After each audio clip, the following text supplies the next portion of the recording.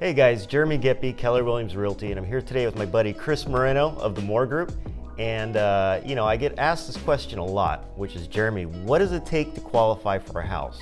And the first thing I recommend them do is get pre-qualified for a loan by speaking with the lender. So I have Chris here today, and he's going to kind of go over some things regarding that process and hopefully explain a little more to you. Cool deal. So Chris, tell me, what does it take for someone to qualify for a loan? So essentially there's only a few items that are needed. A lot of times the client thinks that there's a bunch of items that are needed. It's gonna take a week process.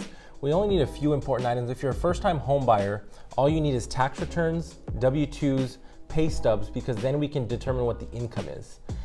We can show where the proof of funds is coming from, not as important as the income. So we really want to establish what the income is going to be, and then we want to run credit.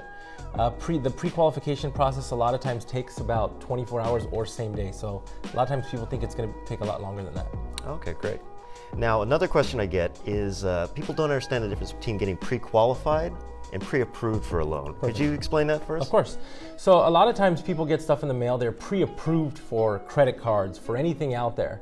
Pre-approved just means that you met some form of criteria and they haven't collected any financials. So a lot of times when you're pre-approved, it's not really solid, and you don't really want to search for a home when you're pre-approved.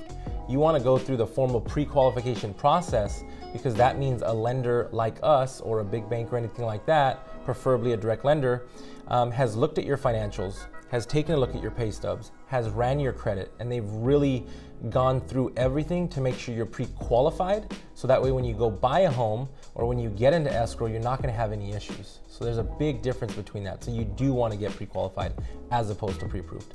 Okay, great.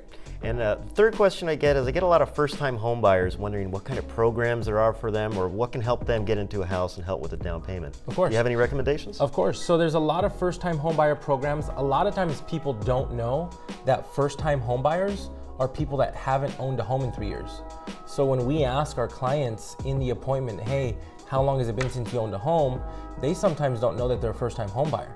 So if they haven't owned a home in 3 years, they can buy again with the first-time home buyer programs, whether it's down payment assistance, FHA, 3% down conventional.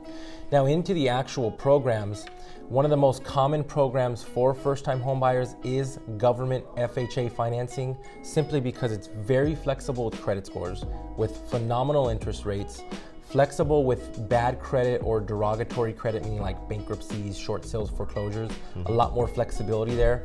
And they allow you to, a lot of times, stretch your qualifications further than a conventional loan.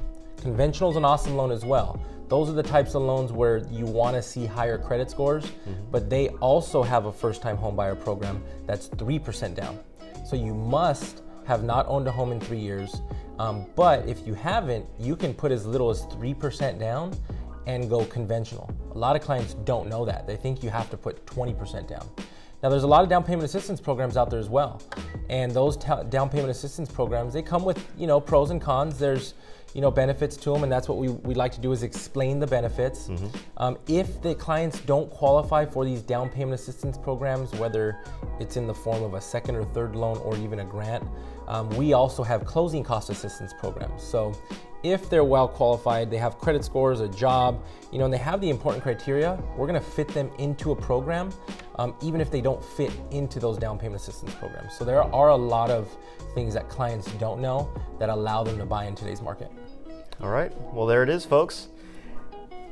Thank you, Chris, I appreciate it. Of course. And if you have any questions, feel free to give myself or Chris a call. Our information's down on the bottom, and I'll see you guys soon.